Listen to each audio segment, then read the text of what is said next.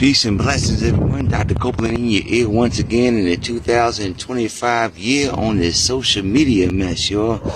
I'm sitting here out here meditating, family, getting some warm air, getting the sun shining for my mind. Also hear the birds in the back singing, let me know that spring is ready to be springing up real soon. And so I was getting on here today, and I ran across an old paper I found from 1999. I was like going through some old files and kind of even reminiscing, you know what I'm saying? When you're younger, you have more juice, you run around, you have fresh ideas, and my thing was just do it. You know what I mean? Didn't have a lot of money or nothing. It was like you had them ideas. I used to print them up, you know what I'm saying?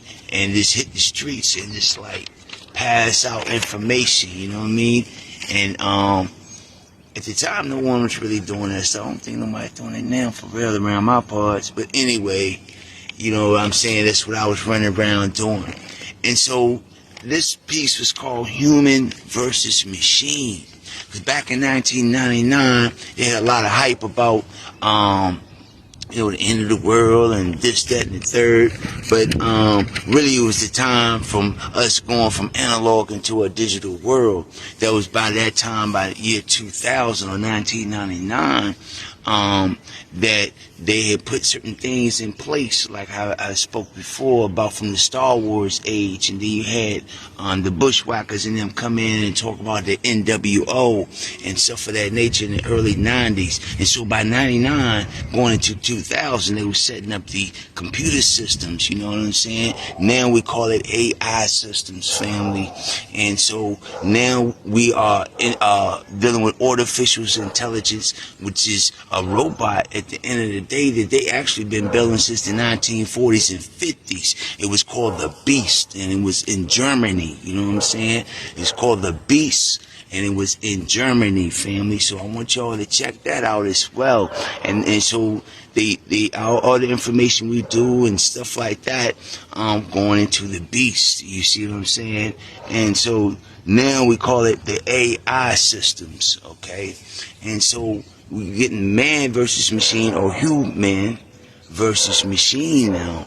And so we got to think about, I know a lot of people I see crying and boo-hooing. Same here, you know what I'm saying? Things gonna get tough out here, fam. A lot of people losing jobs. You're like, how can they cut this? Who gonna run the government this? Or who gonna be able to run the factories and this and corporate jobs and this, that, and the third if they firing everybody? How they gonna do this? How they gonna maintain a society this way? Hey, it's called AI. It's called robotics age. It's called Optimus Reign. It's called all these things, family, that's out. And that's why, because everything is ready to go more computerized. And so we dealing with man versus machine, or human versus machine, family. And so I wrote this. I don't want to hold y'all ears up hostage too long. I just want to share with y'all something I written back in 90, it was over 26 years ago, fam. That's serious. So let's see what I said back 26 years ago about human versus machine. And like I said, this was in 1999, and on that time there was a lot of hype about end of the world. He had even Prince come out with a song called 1999. You feel what I'm saying? But anyway, let's go into this right quick. Welcome to some thoughts for the future, man versus machine.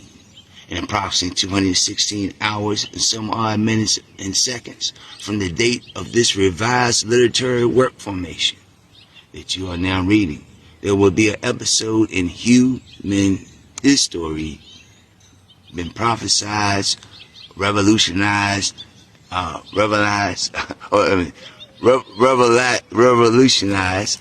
etc.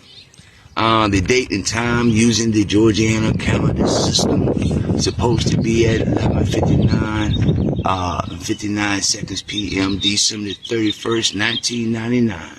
At the strike of 12 a.m., from my understanding, there might be riots, chaos, hunger, food shortage, crash economy, no electricity, no phones, no TVs, microwaves, all the luxurious things that have made, or maybe even you, a comfortable lifestyle and living conditions.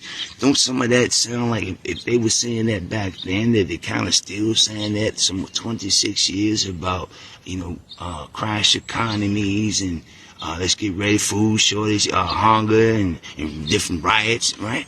So let's move forward. All right, so they have been taught and desired by humans. All these horrifying, life-threatening events will be taking place in millions of people's minds. How can God possibly let these things happen to us? Is it really God or the devil? December 31st, 59 p.m. At the strike of midnight, there's supposed to be what is called the Y2K problem. When a machine, which contains all your dental, medical, social security, money, food, water system, electric systems, ideas, telecommunication devices, information and services will be shut down. In millions of minds, this is a serious problem. All your desires and dependencies is not available. Is this really a problem, humans? To me, it looks like a case of man versus machine. I'm just going to do one more paragraph of this.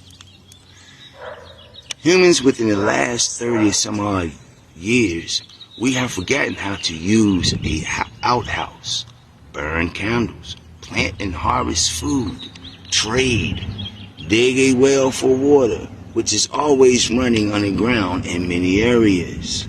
Hell, we even forgot how to beat on the drum to send an important message from one point to the next to alarm nearby loved ones. Is this what our souls and spirits have turned to for our peace and happiness? A machine? Different devices? Don't get me wrong, some of them gadgets could be benefit to us. And I will leave it right there. So those are thoughts back in 1999 that I did. And I was like, wow, that's serious, man. I mean, we kind of right there now. We really right there now. I mean, people can't even function. Google. You know what I'm saying? Hey, people don't even move. What's that? Alexia, do this for me, that for me. Serious out here, family. That's my opinion and views. I just thought I wanted to share with you all about humans versus machines. I'm out. Till next time, Doctah Copeland in your ear. Y'all go out here. Oh man, meditate, enjoy the sunshine for your mind, and listen to the birds sing, letting you know it's almost time for spring. Signing out. One love.